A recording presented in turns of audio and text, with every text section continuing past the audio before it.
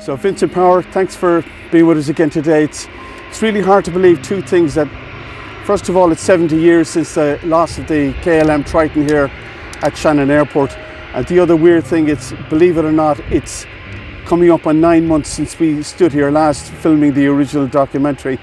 Does that strike you as strange? Yeah, I mean, absolutely. It's the full story, of course, has already been told by us and is available. But for viewers today, I think, it's great to have your company here with us, with Peter and I today, on an afternoon when we're getting a little bit of sunshine. But my thoughts, I suppose, on the 70th anniversary are again turning probably to the people who lost their lives and their grieving families. Mm-hmm. But when you're imagining the 28th, on that night 70 years ago, that seemed just like an ordinary night for many people boarding their KLM flight in Shannon. Passengers, of course, 4 passengers did board in Shannon, but on that stopover in Shannon, refueling and departing on that ill-fated flight for New York. Our thoughts are with those people. One can again only begin to imagine the kind of trauma and distress even the survivors went through. Unfortunately and sadly, people who died on that flight when that plane came down just behind us, just behind me here, on an area called the Middle Point, right in the middle of the Shannon estuary. And shocking to relate, and so sad to think those people strapped in their seatbelts in their chairs and on board were asphyxiated by fumes from the aviation fuel, toxic fumes, and were overcome. And of course, in the rising tide waters, they were actually trapped and caught in an impossible situation, literally being choked to death on board that plane. And at the same time, you've got the Captain Adrian Verrier, a Dutchman, very well respected pilot, caught in probably the worst, unquestionably the worst nightmare of his life, marshalling his crew. They did lose some of the stewards at the back, of course, they did lose them, but marshalling his fellow crew on the flight deck, trying to get those people out of that plane onto the 2 dinghies and get them to shore. And again, incredibly tantalizingly close to the shore. And you can see behind me here, in fact, we can probably make out the crash site, Middle Point, right in the distance. But trying to marshal everybody into those dinghies. And again, remember, it's in darkness, no lights. The only lights they can see actually are the twinkling lights of the airport. So close to them, really a distance of about 1.5 miles away. And the frenzy and the trauma of getting into those 2 dinghies and trying to make it towards shore. And of course, Vincent, the radio equipment was waterlogged. It was out of service, which had knocked out the electrics on the plane and knocked out the lights. Yeah, and of course you gotta think about the time frame that we're talking about, the 1950s. It was very common for radio sets to go off. Of course, and you have to keep it in context. We're so familiar, and we just take it for granted on aircraft these days. You've got emergency lighting. There was no emergency lighting in that fuselage. There was no. I mean, it's prehistoric to think about it now, but the only lighting they had were torches, flashlights. So primitive. To try to guide people towards emergency exits.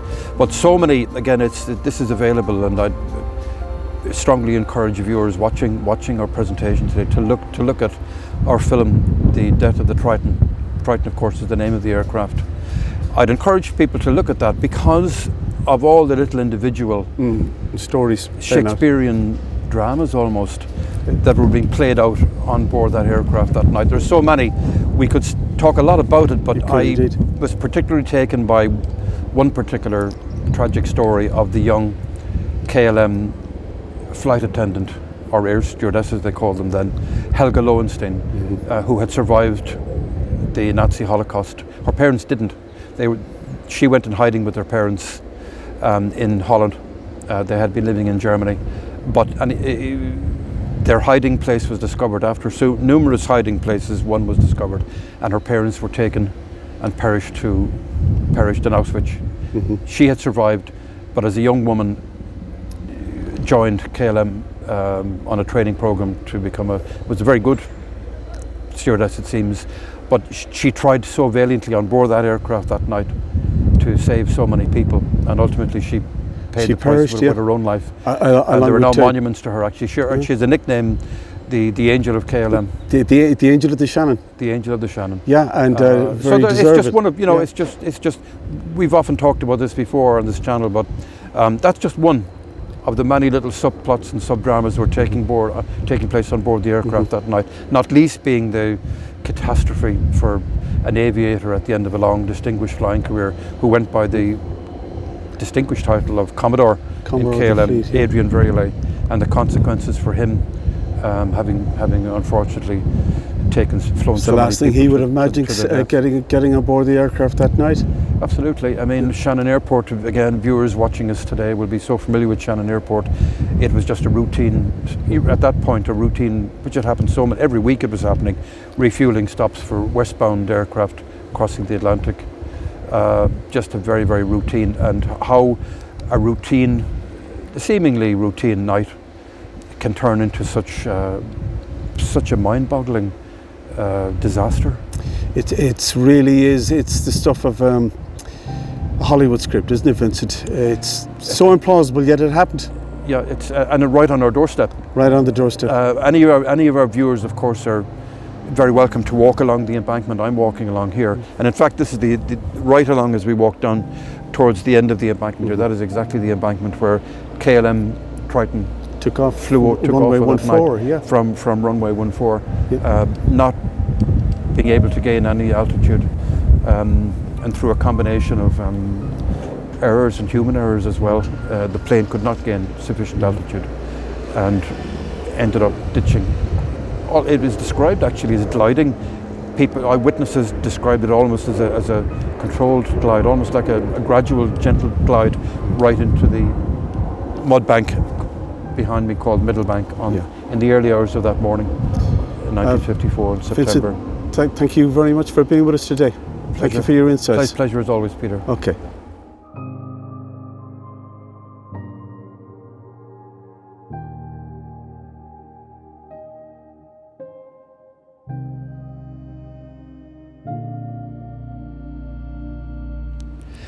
Peter, what are your own particular special thoughts, memories on a day like today, on the 70th anniversary of Triton's demise? Yeah, well, Vincent, as you know in the book Falling Stars, we covered 5 major crashes at Shannon Airport, and certainly the KLM Triton story it's the one I think that captured everybody's imagination, I suppose, for all the wrong reasons. But for me, the Triton always had this Shakespearean quality to it, Vincent.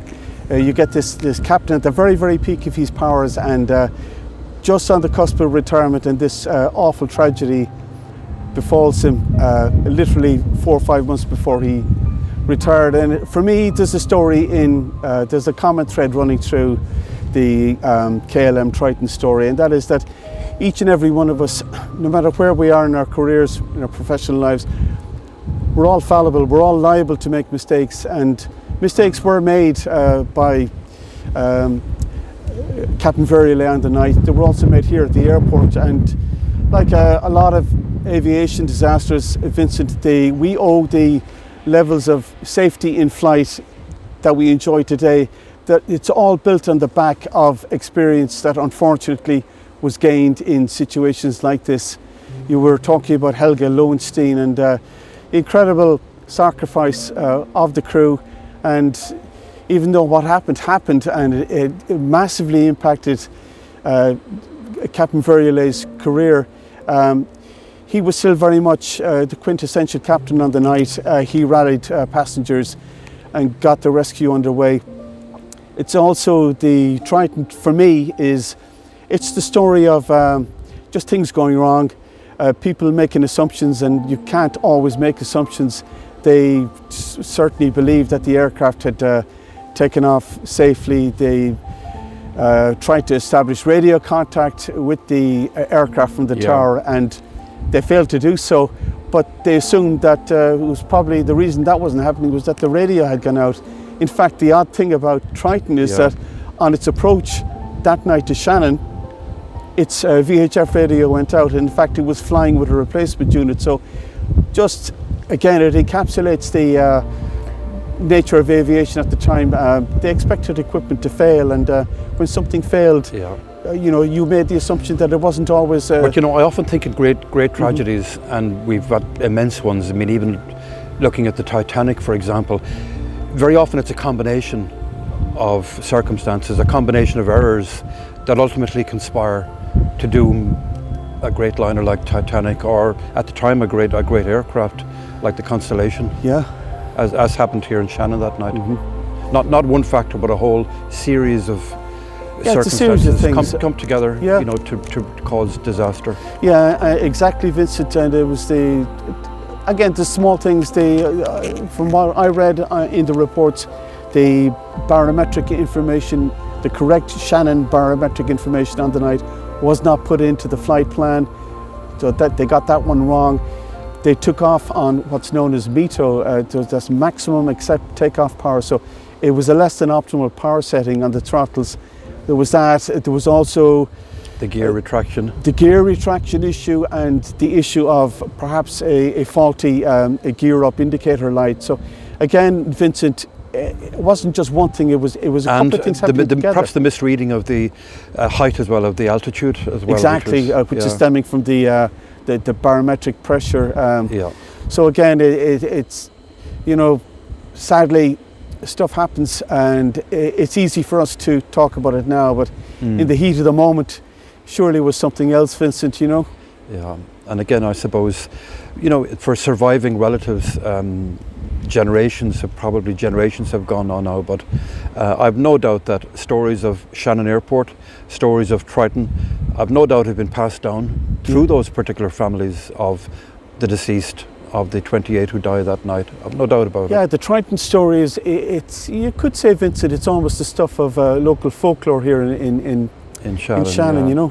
Talk about the Flying Dutchman. It's quite ironic. Yeah, I think what strikes me as well, and indeed I'm sure for many viewers as well who've seen that film, The Death of the Triton, is the remarkable footage, actually, the remarkable news footage of this wonderful airliner broken and crippled and lying on the mudflats here. Amazing footage, and even footage of the rescue as well. And I was particularly struck as well by pictures that appeared in the newspapers at the time of the survivors literally covered in mud on board the dinghies, literally being crawling ashore, crawling on their hands and knees to the shore, and being taken by rescue workers. And of course, what you have to remember too, these survivors being literally hauled out of the mud. Yeah. They didn't have any shoes. They didn't have any stockings because of the powerful suction of the mud behind us here. Yeah, very difficult to navigate. They were literally very, very lucky to make it to the shore at all. They were, ironically, Sikorsky 92 has just gone over our heads. We're talking about this tragedy from 1954, 70 years ago. But the other thing about the 1950s is the aviation was far less safe than it is nowadays, and tragically for KLM, they would only have to wait another 4 years before another tragedy would befall, this time a flight that had taken off from Shannon. I'm talking about the super Constellation called the Hugo de Groot. And that was a devastating tragedy for the airline 4 years later in /58, with the loss of 99 passengers and crew 100 miles west of Slane Head off Galway, exactly. Yeah. And when I was researching the Falling Stars book, I was quite aghast at the number of accidents that befell KLM in this decade, and I think one could argue that really was a cursed decade, a cursed time for KLM. They had as they've said, the Hugo de Groot in 1958. They lost another super Constellation off Bari in southeast Italy. They had a devastating crash for no apparent reason, no good reason, I should say, in South Dutch East Indies, and went on another crash in Prestwick in the late 40s. So, while yes, you can argue that the crashes were far more common in the 1950s, Certainly when you look at KLM, that does reach a spike, an unfortunate spike as well. And I think too, as many viewers will probably vouchsafe, in terms of watching more recent television documentaries about major air crashes, and we've had major air crashes in literally probably the past 10 years. There is no parallel. Of course, there's no direct comparison. There is no parallel. But what's your assessment, Peter, in terms of the professionalism and mental aptitude and capacity of modern day, present day captains and first officers and pilots who are caught in dramatic situations on board? As you could even mention several of them, of course, like the British Midland flying to Belfast that barely made it to East Midlands Airport, but crashed into the embankment short of the runway. What's your assessment of how today's pilots respond to huge dramatic incidents? I think it's in some senses, Vincent, it's a very different environment. Personally, I think the training that goes into flight crews now is higher. You've extremely sophisticated flight simulation technology available now that was certain they couldn't have dreamt of it back in the 50s. Avionics is completely different. Avionics are completely different. But still, I understand and accept all that. But I'm just curious, I suppose, idle curiosity, how you would view the reactions of very experienced pilots caught in these particular major, how they would respond. Yeah, you were just talking there recently about, a few moments ago, about the British Midland, I think it was a 737-400 case in the 80s. I remember well, it crash landed on a motorway. Again, it's something similar to the Triton, is that it's very easy for us to talk about this on just a historical, intellectual level.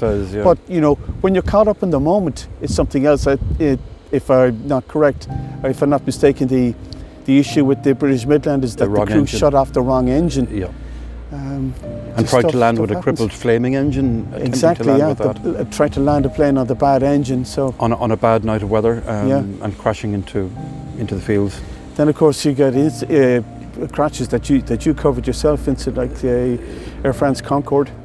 Again, a wonderful feat of technology, a miracle of modern aviation. How could the Concorde come down? Impossible to imagine. How could Titanic sink? How could Concorde come down? The impossible can happen. But it's always that little chink in the Achilles heel. How can a super yacht sink with all that technology in a few weeks ago? Turn on its side, cripple it. Well, I suppose it's just the fate and human error.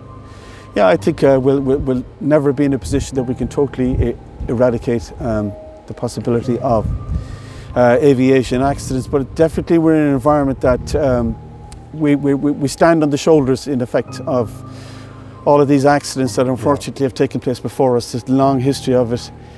So that bolsters us from future accidents. And as I said, you said yourself, the technology has gone up, but you can never say never. But I think today our final thoughts and indeed our prayers, if you say a silent prayer and you light a candle for the passengers of the Triton, who never made it ashore. Some did, but others didn't. Shannon back then. Absolutely, So Vincent, thanks very much for being with us. We'd just like to remind viewers that it might be slightly premature to announce it at this stage, but we are cooking up another book. It's in the works, and that book is going to be called Rising Stars. And the Rising Stars book will focus on aviation in the same time period, 1946 to 1961, which a lot of people would argue was the heyday of aviation, the heyday of glamorous aviation, when there was only one class, and that was first class, Vincent, the whole way through. All the way. So in a sense it'll be no dodgy sandwiches. No paninis. No below par coffee. Yeah, just a different stainless style. Steel, of course, I remember at a time too, Peter, when there was a sense of occasion about flying. There was a real sense of glamour special, about boarding an aircraft. Sure, in fact, you didn't board an aircraft in your double denim outfit. You boarded in your suits. Ladies board in their latest fashion creations. Absolutely. And latest hairstyles. You said yourself there was a real sense of occasion. It's nice to... Like film star. I mean, you boarded an aircraft almost like a film star. Exactly, and that's why in this book it's a look over our shoulders at this, what we think was the golden age of aviation. So that'll be rising stars. Give it a couple of months and we'll make further announcements. So Vincent, thanks very much for being here again today. Delighted to be here with you, Peter. Okay. As always.